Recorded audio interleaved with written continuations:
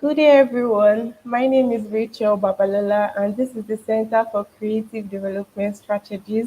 And we are having a wonderful International Youth Day celebration section. And it is not just going to be an ordinary section or an ordinary talk show. We are going to be having an amazing and expository time where we'll be getting so much knowledge and so much understanding of the necessities of youth engagement, both politically, globally, socially, economically, and in other areas of life. So we'll be having great opinions from four wonderful young persons that have unique role in the Nigeria sector rather. They'll be talking on the topic the necessities for youth engagement for global impact. So, first of all, what do you understand by youth engagement? What comes to your mind when you hear youth engagement? In my own understanding, youth engagement is the sentiment young people feel towards persons, activities, places, or outcome. This simply means that there are young people or young people should be involved in responsible and challenging and responsible actions that create positive social changes, not just for themselves but for other people. Youth engagement should help you empower and make good decisions that affect the life of other people, not just yourself. So be welcoming Sir Gladness Gold to talk more on the necessities for youth engagement for global impact.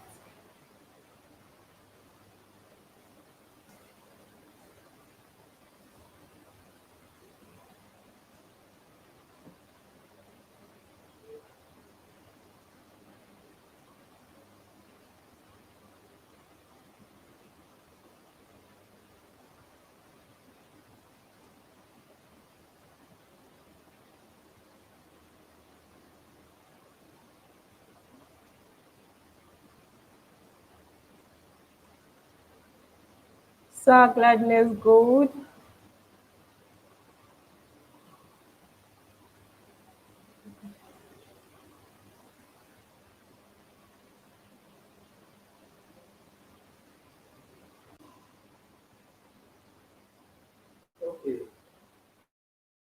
Welcome, Sir Gladness Gold. No.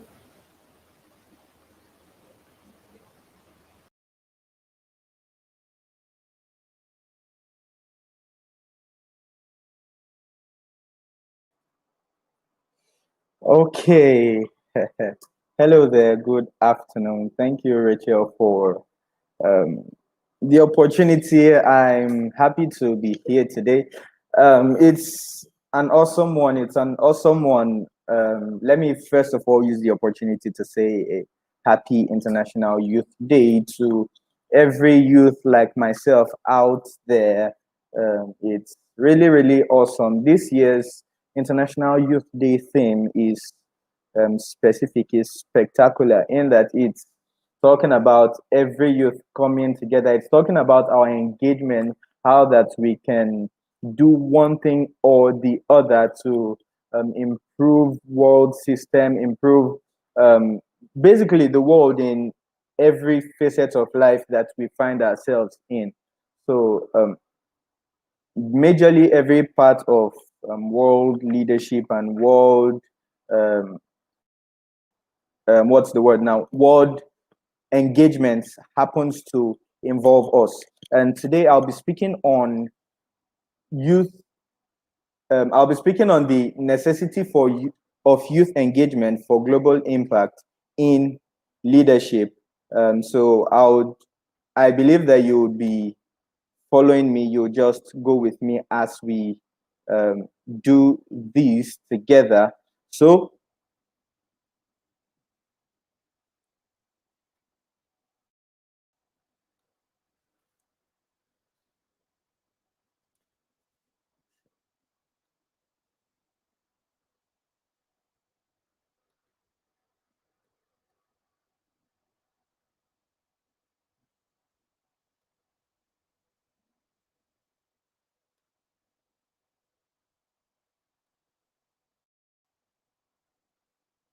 Okay, okay, so we're here. The necessity of youth engagement for global impact in leadership. Firstly, what is leadership? We get to hear the word leadership everywhere. Leadership. This is a leader. Some say this person is a born leader. Some say leaders are born. Some say leaders are raised, and all that and all that. First of all, let's define what leadership is. Leadership is the action of leading a group or people or an organization. Now, it's just saying that as a leader, you are at the forefront. You're doing something that you have to get people to emulate. You're doing something. You're being a frontier. You're being the one in front. You're being the one showing people the way to go. You're being the one showing people what to do and all that. So basically, you're steering the actions and the culture and the engagement of people in one way or the other. So there are leadership cuts across every facet of life. In the home, we have leaders of the home, we have the father, we have the mother. Then coming down to the children, we now have the first child who is seen as the leader of the children, is supposed to be the one to act right. To they usually say that whatsoever the firstborn does is what the other children would emulate. So that is what leadership entails. Leadership entails having to lead, having to do something, that having to be responsible to a set of people, not because they are supposed to ask you questions, but because you're supposed to do something that they are to emulate from. So that's basically what leadership is about. Leadership is about doing something for people to see and emulate. Consciously or unconsciously, people lead. So people lead everywhere, whether in schools, going to schools, we have class reps, we have teachers, we have the principal, and leadership comes in at various levels. So whatsoever levels you are at your leadership position, it's just fine that you do something that is worthwhile, something that people would see and emulate from, something that people can pick up and say, wow, thumbs up, I would like to emulate this. So now, leadership is taking responsibility. What does it really entail? What does taking responsibility really mean? What does taking responsibility really mean? Does it mean that you're saying, does it mean that you're seeing things happen and you're walking away? No. Taking responsibility means that you see something going wrong and you get to stand up and say, no, this thing is not supposed to go like this. It has to go like this. Now, let me make a vivid example. We are all um, we all can relate to this example that I want to give. For example, you're walking on the road and you see somebody drink a bottle of water and trash it on the floor, or probably in the gutter by the side. If you as a person are able to walk up to that person and say, hello sir, hello ma, this action that you just took is wrong. First of all, the person could act nonchalant and say, but every other person does it, every other person does it. And you talk to the person and let the person know that the fact that every other person does it doesn't mean that you are supposed to do it. That is taking responsibility. You're not the Minister of Environment. I mean, you're not even a government personnel. And even if you were, this is just showing that you have a sense of responsibility. You have a sense of ownership, that this thing that is being done like this is not supposed to be done like this. So I need to speak up and let somebody know that it should not be done like that. So I wrote here, I said, taking responsibility has nothing to do with position, but has everything to do with a desire to see things work fine. You don't need to be the governor of the state. You don't need to be the president. You don't need to be a minister. You don't have to be a speaker of the house before you can make a little impact. I mean, you can tell your children at home, you can tell your younger ones in the house that, yes, this is wrong, so you should not do it. You can tell your children, you can tell people, you can tell your friends, you can tell your classmates, people that you relate with on a regular basis. You can stand for something and keep on reiterating it, and they would know that okay, this person stands for this value. This person does not inflate numbers beyond what it's supposed to be.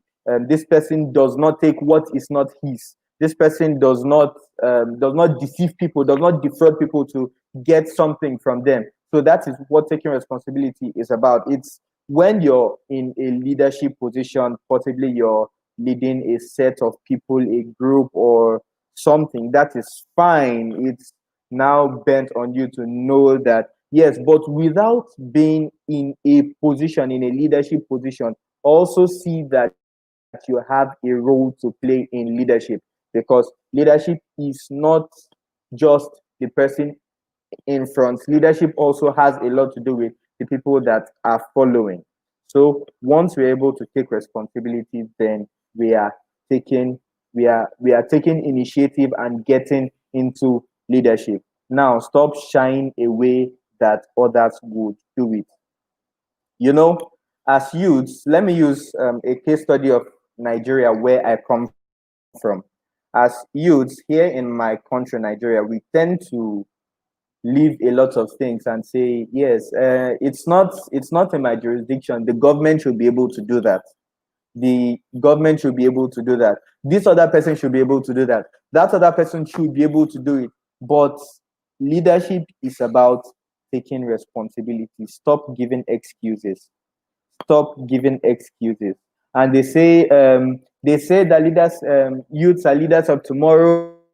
Why are we not leading? The truth is that a lot of youths have not come to this realization that we have a key role to play. We are still letting people that have been in this leadership thing, in the politics thing, to keep on doing it, and we say, and let them be doing it, let them be doing it. We are the leaders of tomorrow. And boom, one day you just wake up and you realize that you're 30, you're clocking 35, you're almost 40, and what have you done? You've really not done anything, because you've always been leaving it for others to do. And one thing about this thing is that when you take this excuse thing to be in one part of your life, you just see it filtering into other parts of your life. And then you see that maybe you're working in an office, and possibly you begin to give excuses. And why is this thing not done rightly? I'm not the one that is supposed to do it.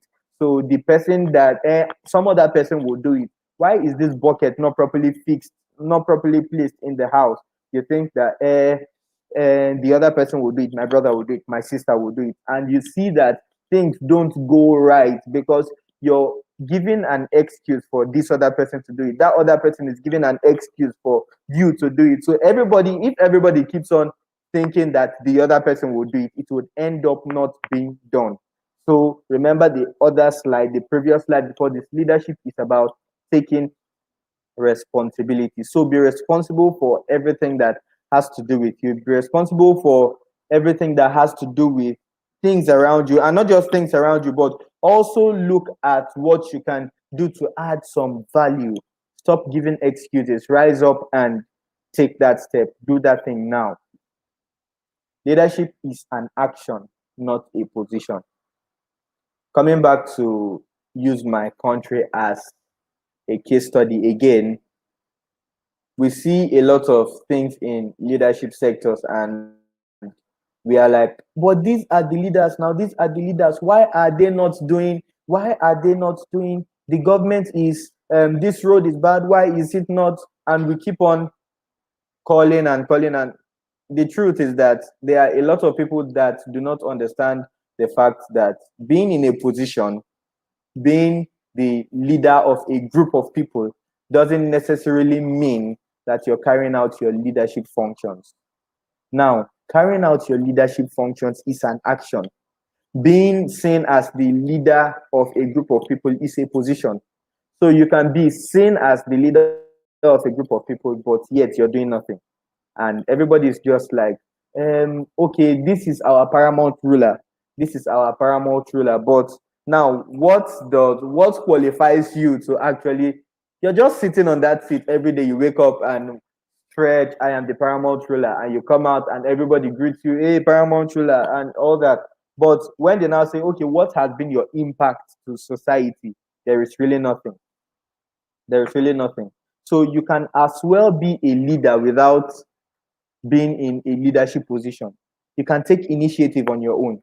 You can say things are not going well. In your office, you can say things are not going well. And then you approach the leader or your boss and say, excuse me, sir, excuse me, ma, things are not going well. This is not rightly done. This is not rightly done. How can we make it better? Okay, I have this suggestion. We can do this and we can do this and we can do this. And you discover that after you air your views, you discover that things now get better. Were you promoted to become the boss of the organization? No, but you took initiative, you took responsibility, you stopped giving excuses, and then you approached the person that is in the position to do it, and you told the person that, why can't we do it like this? This is supposed to be done like this. So I suggest that we do this and we do this and we do this, and the organization begins to boom.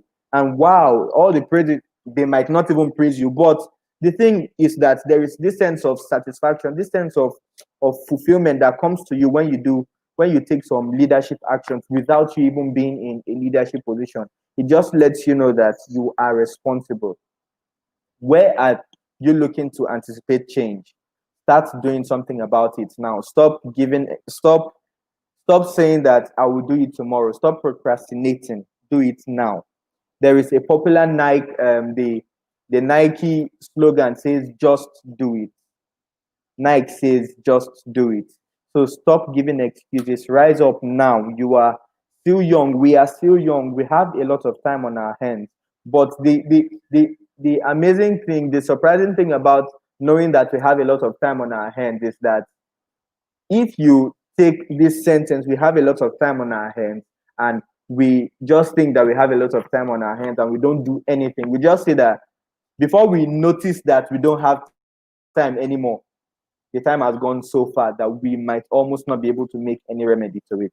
So let us understand that we need to rise up. We need to take initiative. You don't need to be the leader. You don't need to be the president. You don't need to be the governor. I would say it again and again. In your little space, take leadership initiative. Do something. Do something. Just change change your behavior, change how you've been doing things.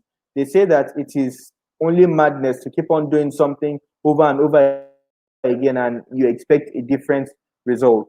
So change your behavior, change the way you see things, change the way you talk. You've been thinking that it doesn't concern me. Yes, begin to think from now that yes, it concerns me and I can do something about it. Be responsible for your environment, be responsible to yourself and people around you, and you will just begin to see that there's a lot of changes going on in the environment, not because you are one big person, but because you decided to change behavior. And you would see that people that you have influence over would begin to see you change behavior and would want to emulate. I mean, everybody loves a good person. Everybody loves somebody that is doing things rightly. Even though at the beginning there may be a lot of castigation and people wanting to say you're trying to break stereotypes and you're not following it how it's supposed to be. But knowing that this is the right thing to do, do it. Just do it. Always remember, just tell yourself that I will do it because it is right to be done. So take leadership initiative, and there is a lot of change that we are all going to see because we are rising up to take initiative. We are youth, we have a lot of time on our hands, and we are using this time to act. We are standing up and we are acting now. Thank you for listening, and I hope you really learned a lot from this session, and it's been amazing so far for me. So over to you, Rachel. Thank you for the opportunity.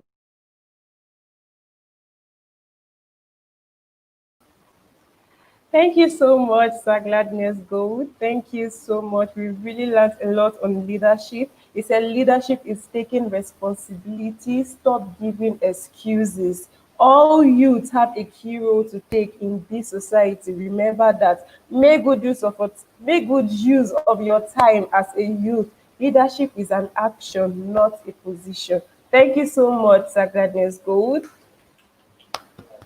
We'll be inviting our next speaker, Esther David. She is a very beautiful and wonderful woman. She'll be taking us on another aspect of necessities for youth engagement. Welcome, Miss Esther David. Thank you very much, Rachel. Thank you so much. I'm actually really excited to be on this webinar. I'm happy that CCDS has given us the privilege to be able to do this. We are celebrating the International Youth Day. By the way, thank you, Gladness, for that wonderful presentation. We are supposed to take leadership actions. Thank you so much for that wonderful presentation. So we are celebrating the International Youth Day. And what comes to my mind is that we are not just celebrating the youth people. You know, we are not just celebrating people with a particular age range. We are not just celebrating people whom the world sees as youth. We are celebrating life. We are celebrating strength. We are celebrating vigor. We are celebrating hope for the future. We are celebrating the future. That is how I see youth actually. So this celebration is actually really exciting to me. I just want to say, all the youth out there, see yourself as the future, and you would actually to help motivate you to do a lot. We are undergoing a topic actually, but I'll be taking youth as researchers for global action. Youth as researchers for global action. All right, first of all, the first thing that we need to understand is that as youth, anything that we decide to do and do well will gain, attraction. Anything that we decide to do and go all out for it will actually gain weight and stamina. So I've decided that we'll talk about research today because so many youths actually engage in so much talk. You know, youth love to talk, youth always love to speak out, youth love to identify something and actually do nothing. And I've identified that research is actually one of the things that can give us attraction. You know, when you've researched on a particular topic and you have known a lot about that topic, it makes people, attracted to you. People want to know, and it kinds of adds to global action and impact. All right, so let's go ahead. Research is a process by which we find out about something new. Research is a process by which we find out about something generally. Okay, so research involves data collection, it involves data analysis, it involves implementation and all of that of your findings and all. So that's what research is all about. It's the process by which you find out something new. So imagine yourself finding out something new, something that can cause a global change, something that can cause a global impact, something that can bring about a change. That would be beautiful. And that's what we are saying, that's what we are pushing out in this particular year while we are celebrating International Youth Day, that you should go out and do cause a change, one of which is research. All right, let's go on. The great thing about carrying out your own research is that you can find out about something that affects young people or a problem in your community that needs to be addressed. All right, so when you're carrying out a research, the beautiful thing about it is that you can just find out something new and beautiful, not an existing story, something that can bring you out to the limelight. So when you research, when you study, when you go deep into a particular topic, you discover that you find out something. I mean, there is no research that did not add a knowledge to you that others need to know for a global action to be taken. Okay, so when you research, you discover that you find out something new, something that can affect you, something that can affect young people around you, something that can affect young people globally, and something that can affect everyone globally. All right, so that is how important research is. That is how important research is. And the reason why it has to be you and I, youth, doing this is because we have more time. It's because we have more creativity. At least we can say that we are more creative and more innovative. All right, so you have more time to implement what you have researched about, or to even go further in research, because you are a youth. So let's consider research as one of the very important things that we have to do. Your research can then be used to influence change in an area or to address a particular issue. When you keep that in mind, it helps you to carry out a research. In choosing a topic for research, you know, most of the times you may not really just know what to research about, but then there are guidelines. You can, get to know, what should I really research about? What should I know more about? What is it that I can know, that I can make others know, that can cause a global change? All right, so there are topics to consider when you brainstorm on what to consider researching about, all of that. There are topics, that you can consider. We have leadership, there's capacity building, there's development, there's communication skills, very important.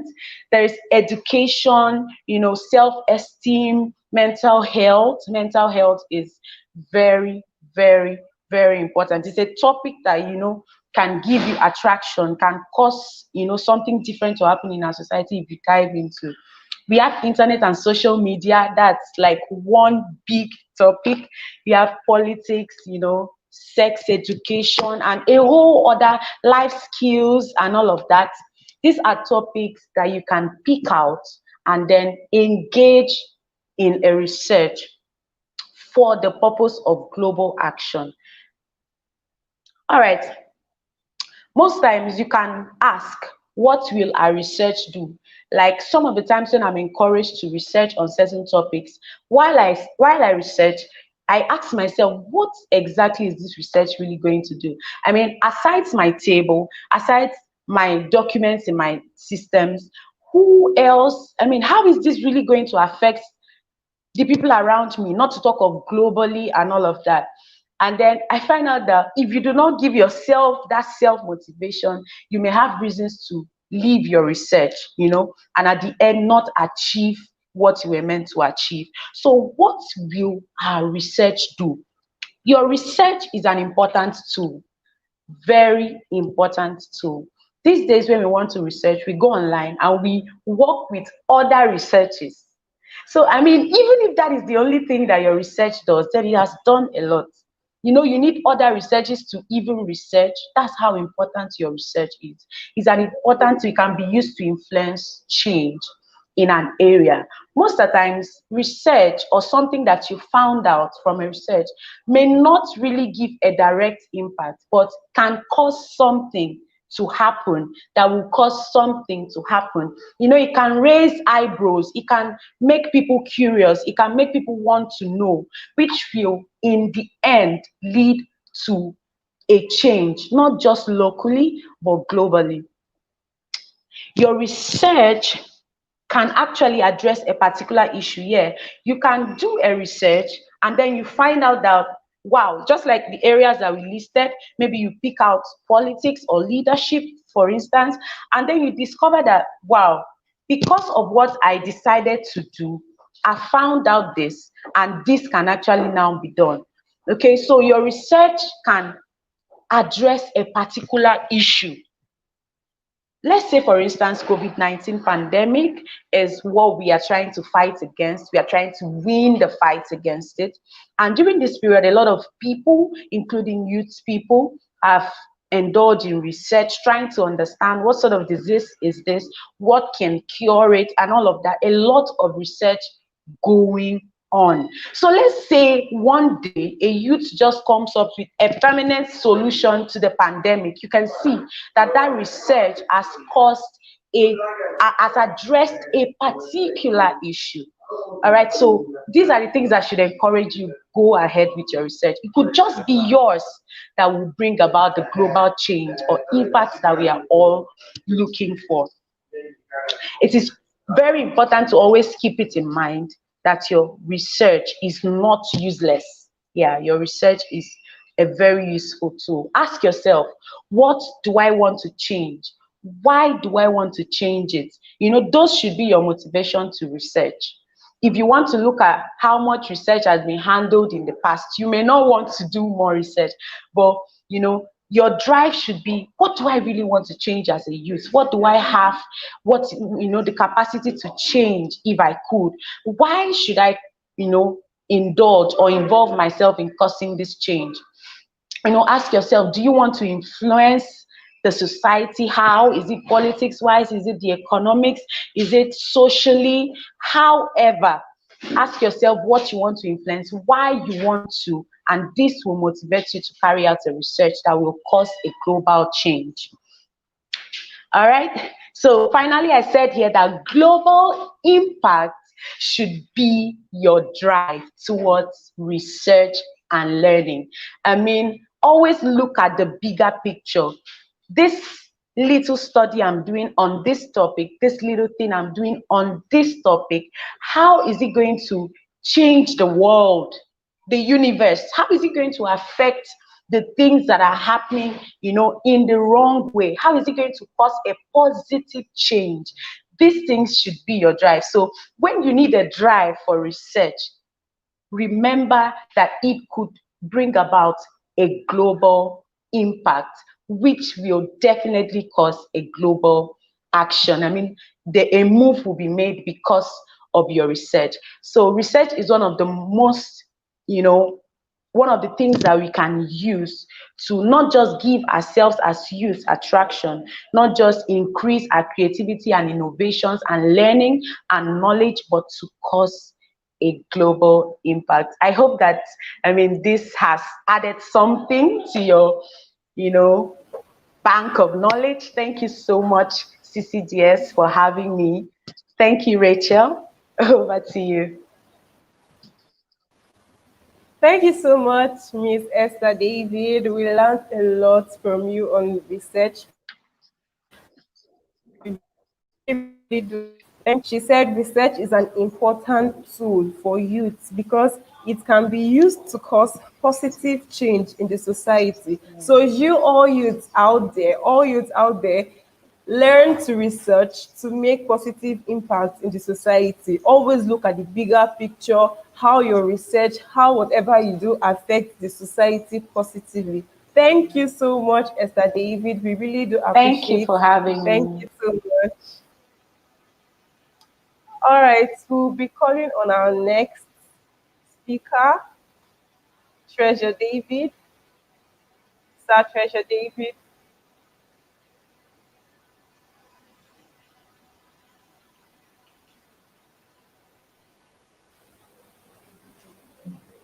Welcome, Sir Treasure. Welcome, Sir Treasure David. All right, thank you very much for the intro. Thank you very much, Esther David. Thank you very much, Glad. I actually learned a whole lot from your sections, and I must confess there is a need for us as youth to understand these two facets that has been laid out to us by the previous speakers. So firstly, I want to use this opportunity to thank the entire CCDS Center for Creative Development Strategies for this opportunity to be a part of the Youth International Youth Celebration.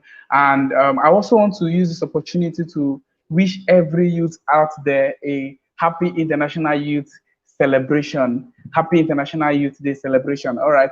So, okay. So quickly, so as to move straight to our section for today, so that we'll not waste so much time already.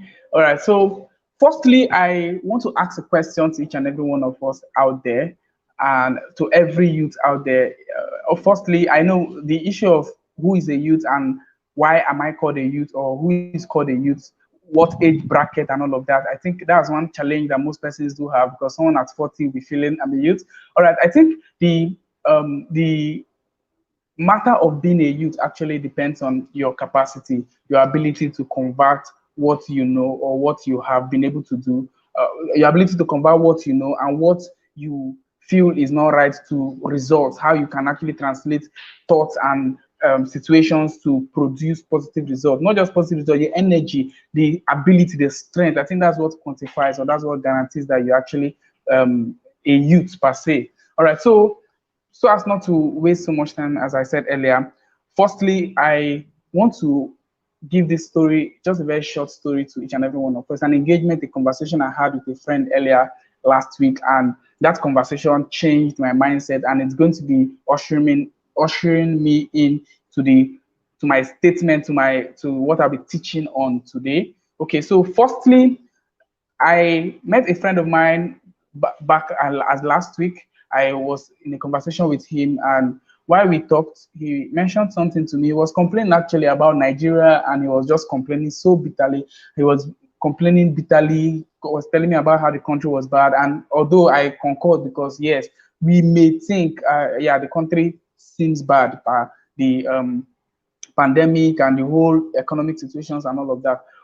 Then he started telling me that, okay, see, I have a plan. I want to leave the country. I believe in, if I can leave the country, my life will be better. He was just complaining that he needs to leave the country. He must leave the country. Now, the reason why he has not achieved purpose, the reason why he has not blown. But I know we used to relate with that very well. The reason why he has not achieved all he wants to achieve is because he has not been able to. He has not left the country, and so he was like, "That's the problem. That's what is holding him." And I asked him a question. I asked, what guarantee do you have that if you leave the country now, that you actually get to the height you want to get to? And then he started laying out some complaints about the economy, the leaders, and all of that. So many complaints, so many statements, so many facts. And yes, they're actually right per se, but to an extent, I started thinking about it, and I came out with a very huge analogy, which I'm going to be sharing with you today. And I'm going to be talking on what I call the limitations for youth engagement. I know now this the International Youth Day. Now, I was reading the statement from the UN, from the United Nations on the International Youth Day, and they mentioned something. They said, youth engagement for global action seeks to highlight the ways to which the engagement of youth, of young persons, both at local, international, and national, at national and international level, could bring positive impact, to bring positive change to the society. And so that was something that grabbed my attention. That was something that took my gaze, and I actually asked myself questions. So these guys know what the youth, the necessities of the youth in a particular region, and they know the capacity of the youth in a particular region. Now I'm going to cite another article I read. I think that was about 3 weeks ago, and it stated that a good populace of the Nigerian economy, and not just Nigerian economy, the world population, a good populace of the population of a particular country, especially Nigeria was a case study, had 60% youths. The population of Nigeria has 60% youth. And then when I checked the world, I think they were about 54% of the population was the youth. The youth in the world made up 54% of the population. Now, this is something that is very critical. That means the youth actually has a larger number in existence currently in the world. And then another very significant thing they said, the youth have the ability, that the youth, they are seen as the most vibrant and the most innovative set of persons. They are seen as the most vibrant and the most creative set of persons in any locality. And so it means that there's an advantage in being a youth. There's something very tangible. There's something very, very, very, very necessary or very important about the youth days, or when you are a youth, or your prime time, which something they call your prime time, a time where you are most vibrant. So is something I'm going to be laying emphasis on. Now, the question then that popped up in my heart was, what then has really affected most persons?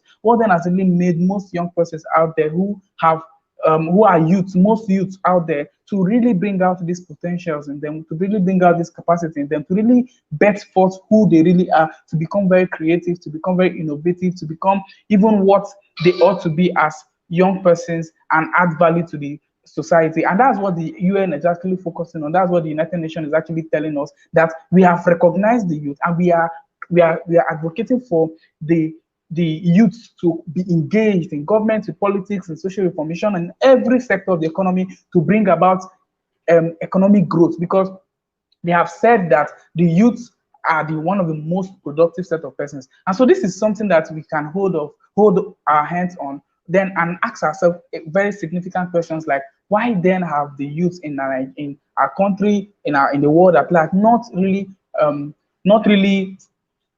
come up, or not really met that particular expectation that is being laid upon them by the United Nations. So this is where I'm going to be emphasizing. This is something I'm going to be talking on. Now I'm going to be narrowing down to our country, Nigeria, because one very critical thing that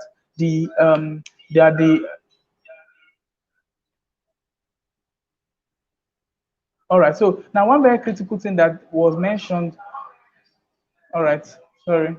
All right. So now one very critical thing that was mentioned by the United Nations was the fact that this development happens both locally, national, in the national level and international level. And so I'm going to be streamlining it down to the local level now. That's our country, Nigeria, as a case study. Now, I realize that one of the major limitations that has really held the youth in Nigeria is their minds. Okay, so I'm going to be saying this because I wish to break this stereotype. I wish to really break this system, because it has been one of the major challenges to which the youths have really failed to bring forth their personality, their true self, their true capacity, and their true creative abilities to be engaged positively, to be able to produce excessive and enormous results in any field and sector they find themselves. So, guys, this exactly is where my teaching today, or my little findings today, is going to be focused on. So, firstly, what exactly is a mind? Now, I'm going to relate back to the story I mentioned earlier about my friend who felt the only way he could actually make it in life is to leave the country. Now, guys, this is actually one of the major challenges that most young persons face. Most persons have not realized that your environment, although it has a huge percentage or it has a huge effect on who you are, your environment has, your mind has the capacity, or your inability to use your mind, inability to be able to understand to be able to tune your mind towards what you ought to be or who you ought to be, it has been one of the major challenge of most youth. Have been one of the most major challenge to which most youth have really lost track of who they are and trying to do something else. And so my focus today is going to be telling you, or going to giving you a huge analogy on the effect of having a limited mind, or the effect of not being conscious of who you are from your mind. Okay, so this is exactly what I'm going to be talking about now. All right, so okay, all right, so I'm having a little network glitch. Okay, thank you very much. Okay, so like I said earlier, so now I now asked myself this question, and this is what I'm going to be sharing with you. What exactly has limited you? Your mind. So what about your mind? What's up with my mind? How has my mind limited me? And so I now asked myself, I now threw up this little question.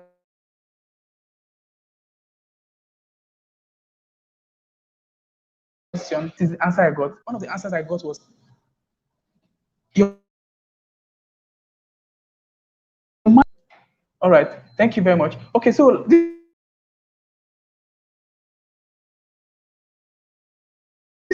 all right.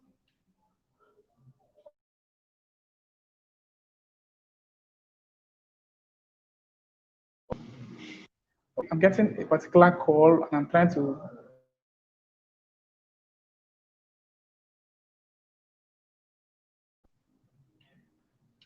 Okay, thank you very much.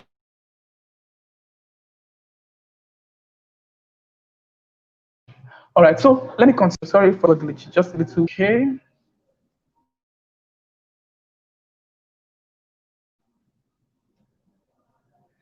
Okay, I think I'm back now.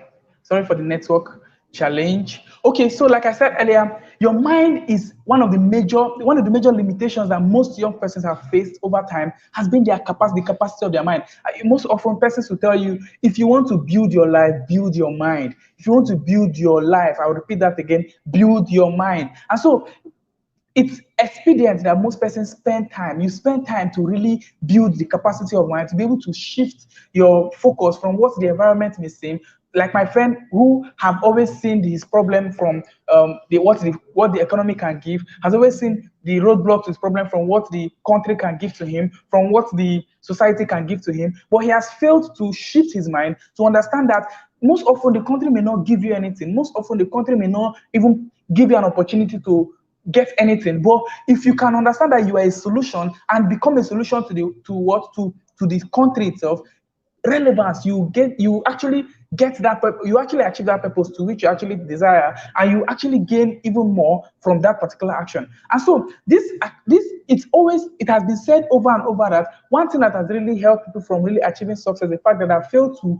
utilize their mind capacity, they have failed to develop their mind. Now this is something I'm going to be laying emphasis on very, very well. Develop your mind. Developing the mind actually is actually a very key facet of your growth. Now when I was little, I'm going to share.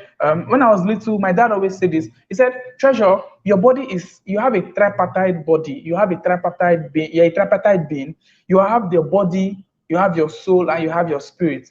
That's what my dad would tell me. He said, "You have your soul, you have your spirit, and you have your body. So you eat to feed and to sustain your flesh, your physical body, and then you study to feed your brain, to develop your mind, and then you also pray and also study your Bible to develop to improve in your spirit also." Although that analogy may not be completely true, but it actually sent a very huge message to me, and it made me spend time to understand that everything I do very, very important to me. And so I see myself spending time reading books. I see myself spending time getting information, getting details. Like our previous speaker said, she said, researching is actually a very key area to youth development. And so I see myself researching, I see myself even understanding the place of leadership and every other facet that has been said here. And it has helped me to break my mind, break off from every limitation that has held my mind. It has helped me to break off from all the stereotypes that has kept me from achieving that particular purpose to which I have desired to achieve. And so this is something that is actually key to each and every one of us. It's something that we should actually take note of. Now, you see persons complaining. I passed a particular gathering a time ago, and I heard some young persons complaining about the government. We can see them all day complaining. Because this whole situation about bad governance and maybe economic challenge is a predominant challenge everywhere in the world. And so we can sit down and complain without getting any tangible result. Yet we have been given a capacity to provide solutions. We have been given a capacity to be solution providers. We have been given a capacity to even, because let me tell you guys, this is something that I want each and every one of us to know. Your capacity to provide solutions is what will make you relevant. Your capacity to give solutions to matters, your capacity to be a solution provider is something that is very tangible to bringing you into a realm of relevance, a realm of where people see you and they can actually value your presence, a realm of achieving purpose. Because I believe my friend, what he actually felt was purpose, or per se, was good living, good improved standard of living. So if he goes to maybe a country outside Nigeria and he's feeling like he should get maybe a better life and a better system, a better finances and all of that, and then he gets disappointed, he may even still complain in that particular place. And so this is exactly what is being told of us today. Let us see how we could put ourselves together to develop our minds, to develop our capacity to be able to perform. And another thing also that is going to be, I'm going to be talking about another very vital thing that is key to our that has really limited most young persons for youth for engage to be engaged and also to be global citizens. Another very key thing which I stated here is procrastination. Now I'm going to be talking about procrastination from our minds. Also, I'm going to be relating it to our mind. Now, procrastination is actually a very huge area that I've discovered over time that has limited so many persons. And I'm not going to elaborate so much on it, but I'm going to just touch a little so as to make us understand perfectly what it is and then relate it down to what our mind, because the mind is actually the seat of all of this. If the mind, developing the mind means avoiding procrastination, being a solution provider, avoiding limitation, feeding your mind, Also it entails so much, but procrastination has been one of the key areas that has stood out to limit most young persons. Now, most persons, if you ask most persons now, who does not, almost every young person has a dream. Almost every young person has passion. Almost every young person has something that they want to do well. But the question then is, how can they? When will they? Why won't they? Something like that. People are still asking them, and then they'll be like, "Oh, I'll do it today. Oh, I cannot do it now. I will need to do this later. I'll need to do," and then they keep procrastinating, and time is ticking, time is ticking. And so we need to avoid procrastination. And this still boils down to our mind. We need to build our mind, break procrastination, break the stereotypes. Don't let your the what you tag a bad economy limit you. If you become productive, you get value for that. If you every solution you provide has an ability to give you a level of value, financial value, a social value, and then make you relevant. So this is my call to the youth, even as we celebrate and mark this International Youth Day today. Let us see how we can actually build our mind. Let's see how we can actually break this limitation. Let's see how we could break these stereotypes that has boxed us, that has kept us in this queue, that has made us so irrelevant. And let's see how we could dive into becoming solution providers, becoming innovators, becoming very creative, and bring about social reformation and bring about transformation in the society. This is what the United Nations is clamoring for. This is what we are clamoring for. This is what we stand for. The Center for Creative Development Strategies, we are saying that we want us as youth to break the stereotypes, to break everything that seems to be a challenge or that have been a challenge to our minds or to our capacity to actually become productive. So I'm going to be stopping here. Thank you very much for the time. Thank you very much for giving me this opportunity to present. And I really appreciate Center for Creative Development Strategy and everyone who has helped to make this program a success. Thank you, guys.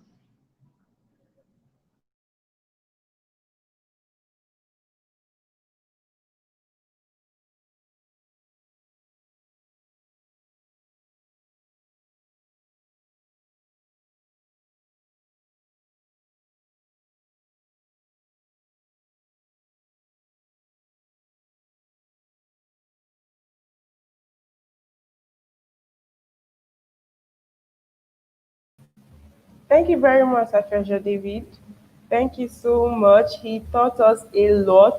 He taught us building your capacity, building your mind, avoid procrastination. Most youth in this society, all over the world, they procrastinate a lot. Please, all youth listening to this, please avoid procrastination. Build your mind, stretch your capacity. Don't be on same level. You have to check yourself. Like next month, check yourself. Have I developed? Am I still doing things that I did last time? Or have I moved to another level, to a higher level? Please always check yourself. Learn to build yourself. Not just yourself, build your friends, build people around you. Thank you so much, Treasure David. We will be inviting our next speaker, our beautiful Miss Deborah. Miss Deborah Amirize. Welcome, Miss Deborah Amirize. Thank you so much for being here. Okay, thank you, Rachel. Thank you, Rachel. I really appreciate the management of CCDS for bringing me on this platform. And the previous speakers, they spoke wonderfully. I learned a lot. I have a notebook full of ideas. I have a notebook full of opinions. It's really wonderful. So I'll actually be talking on the inclusion of young women in global development.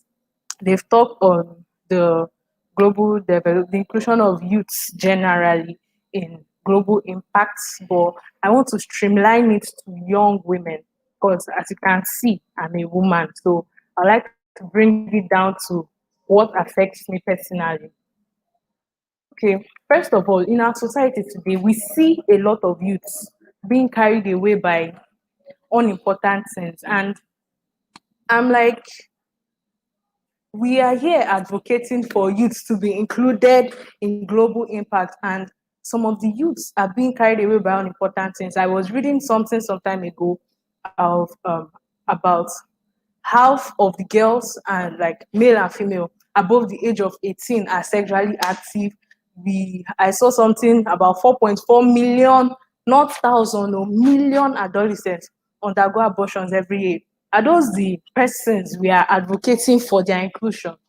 I really want to urge the youth to be more deliberate about their lives, to actually try to make more impact, to build their capacity to occupy roles in the society.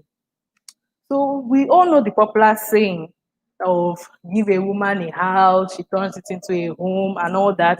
It's not new. We've heard it a lot of times.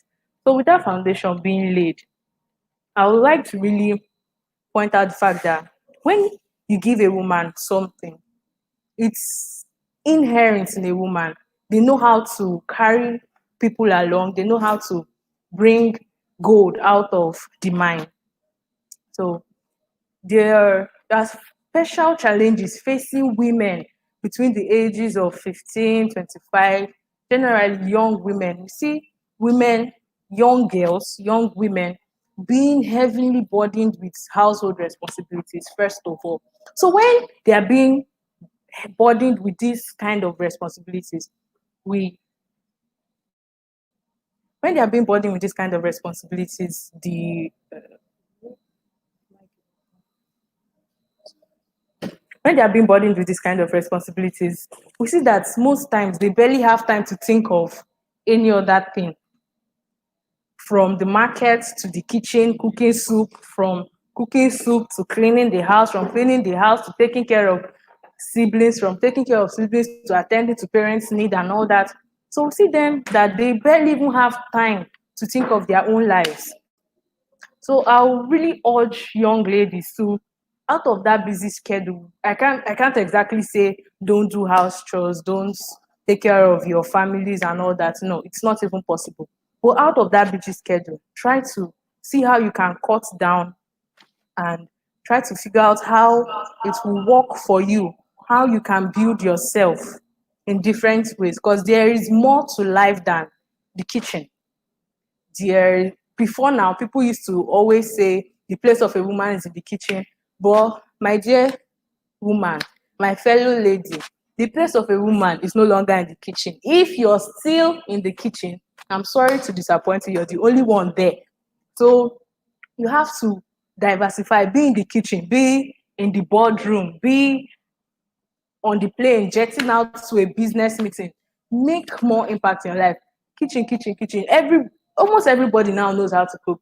If you check, guys too know how to cook. So if you want to reserve your relevance to the kitchen, I'm sorry, you're doing a very, very wrong thing. Also, we see situations where traditions, cultural stuffs are being constrained to females. And funny enough, these traditions are not actually applied to the male counterparts. That's one part I feminism advocates for, and they are really doing a good job, because if we look back at time and look now, we see a lot of uptight traditional values being dropped slowly, being reduced, and all that. So we really appreciate our feminists for that. They are really doing a good job on that. So if, as a lady, you're seeing a lot of women advocating for women empowerment, they're advocating for women inclusion, you're still there, staying in the kitchen, sticking to all the uptight traditional values. Oh, my dear, you're not in the 21st century. I really want to urge every lady out there, every young lady out there, to move past those ancient beliefs, ancient ways of life and all that, and move into the 22nd century itself. Okay, so the world at large really should focus on investing in women and girls. The world at large should place more attention in things that concern women and girls, because a recent study showed that women with more education are more likely, first, to marry later and have fewer children, which results in reduction of poverty cycle. So that enough is a big deal, because in undeveloped countries like Nigeria and the likes, we see poverty level at its peak. So this study actually pointed that fact out, that women marrying later and having less children somehow reduces the poverty cycle in the society, in the nation, and all that. So over the years, we've actually seen women do wonders. I could go on and on about the list of women that have really made impact in the society. The list is long, and it's something to look up to as a young lady. You see women older than you that are still doing wonders, that are still making great impact, and you're just there sitting down. All you're probably thinking of is how to get married to one man, one rich man, and be his wife, be his trophy wife. You're not thinking of anything positive to do for yourself. I'm sorry, you're not the person we're advocating for. We're advocating for women who actually want to make impact. And I know they are out there because I am one of them. And I know a number of ladies that are actually deliberate about making impact in their society. One of the women I really love so much, I've read about her quite a number of times, is Agent Poe, the director of National Domestic Workers Alliance. This lady actually organized domestic workers, that's house helps and those kind of people, nannies, housekeepers, all that. In the United States, though, 1960s, she organized them and tried to create a platform for them to involve themselves in other things aside their menial jobs. So we see that when women are actually in power, they find ways to uplift other women. I've seen it happen quite a number of times, even at the local level, not necessarily people that are up there. At the local level, I see when women are in power, they see how to bring other women up. They don't just want to climb up the ladder on their own. They try to see how they can empower other women, lift them up, alleviate poverty and all that. There's also a woman I love, just for those people that are thinking it's only those people abroad now that can make impact. It is not. Ngozi Okonjo-Iweala. If you've not heard about her as a lady, I really don't have the words for you. If you've not heard about Okonjo-Iweala, you are really doing the wrong thing. She was finance minister of the country, then World Bank managing director. If you take your time to actually go through her autobiography, you see that she actually made deliberate efforts for monetary policies to be more favorable for women. Like, she didn't just put it as one of her goals. She made deliberate efforts to do that. Her influence actually made impact on most lives, like on women majorly. Though she did wonderful things with the country and all that, but she was deliberate about uplifting women. I'm pointing this out because the need to include women in this global development thing is that they don't just try to climb up the ladder alone. They try to drag other women along with them. So empowering one woman equals empowering 100 women, which equals empowering 1,000 women. So what could possibly go wrong by doing that? Because just some time ago, I was talking to my friend concerning something like this, like why we should actually advocate for women in the inclusion, like including them in this global development. She said, she made a comment like, have they finished including the men? And I was like, that is why we need to advocate for them from now. So the small space that they are giving, they can actually utilize it. Because you see, earlier I said something like, give a woman this a flower pot with sand inside and all that. You see, she tries to actually figure out what can come out of this dirty sand. And before you know it, a tree is coming out, fruits are coming out. So that's the in-depth attitude of a woman. It's not just something I'm saying. I've seen it happen a lot of times. Also, I'll like to really appreciate the women and girls out there in their little spaces that are trying to do one or two to uplift different women, because I really appreciate them a lot because they are laying down their lives, risk every day, fighting for social justice in small ways, in big ways, to make the lives of other women and girls better. Like I said before, these kind of women should be looked up to. Don't, as a young lady, are you, no, really, are we not tired of the kitchen pattern? You go to, now self, we are going to school. Before now, there was no school for us, it was just the kitchen. But now you go to school, you do house chores, house chores, house chores in your father's house.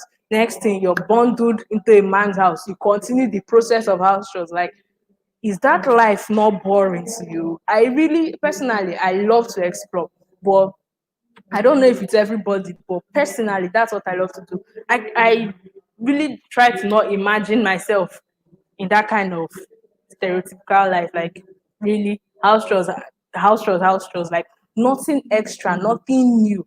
You just, then one day you die, they'll forget about it. The only people that remember you are your children and probably your husband self. That's probably you in quotes. So you need to look for ways to write your name in the sands of time. You cannot just die a nobody. Even if it's in your small circle, let people remember you for something so tangible that they can look back and be like, ah, if this person was there, ah, if this person was there, that kind of thing. So, as young ladies, we should put in great effort into building our capacities to occupy major leadership roles. The first speaker talked on leadership, and everything he said was too true. Like, there is nothing wrong in what he said. If you were following from the beginning, you understand what I mean. We need to build our capacity. You can't just be a leader with your mouth. There are things to do to actually show that yes, this person indeed is a leader. Maybe someone is challenged now by this video and be like, yes, I want to occupy leadership roles. I want to make impact. You succeed in getting a major leadership role. You're just doing the, like, you're just bearing the name leader or head of this. That's not it. The idea of leadership is not necessarily in the name head of this, CEO of this, director of this. It's in the attributes we portray, the ways in which you lead and all that. So, in all I've actually been saying since is that it's expedient for young ladies, for women to really, really be carried along with the global developments. And now I'm actually facing the young ladies. Please, I would like to leave you all with a very, very simple question. Are you ready to take up responsibilities as a lady of global impact? Are you ready to take up like if today now they call you and say we need you to occupy this leadership role, it's something global. Are you ready? Do you really have the capacity to occupy that seat? Or are you going to go there and flop? Are you going to go there and embarrass us women? So I really urge every lady out there, build yourself, read books, read articles online, watch videos that are noteworthy. Place yourself at the right place at the right time. Be open to different opportunities. Be ready to learn, because if you the day you stop learning, that's the day you actually die. Like, your brain starts going down and all that. So you need to constantly seek ways to better yourself. So I would actually like to drop the mic here. I would actually like to leave you all with this little I've said. Are you ready to take up responsibilities as a lady of global impact? Thank you very much. Peace.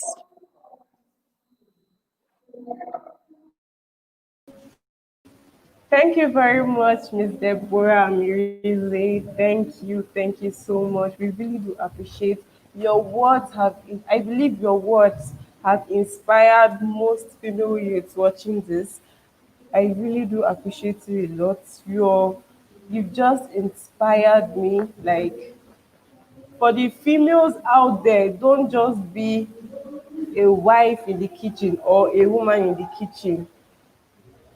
Like what Mr. Treasure David said, you have to build your capacity. You also don't have to limit yourself. Don't limit your capacity. You have to stretch. So thank you so much, Miss Deborah David. Miss Deborah Mirize once again. Thank you so much. We have some questions here. The first question is, what are the major factors preventing low-level participation of youth in the society? I believe this goes to Sir Treasure David.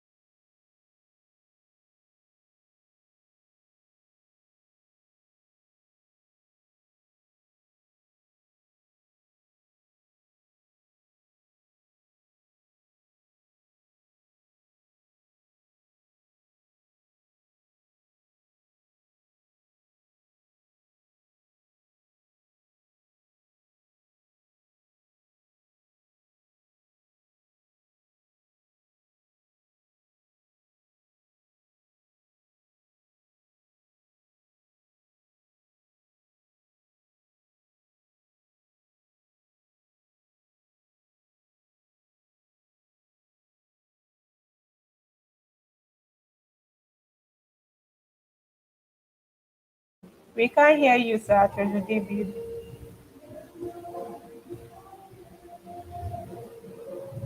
Okay, can you hear me?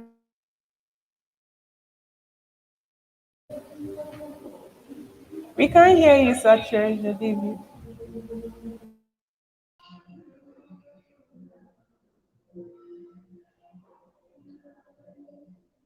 All right. So can you hear me clearly now? Okay, like I said,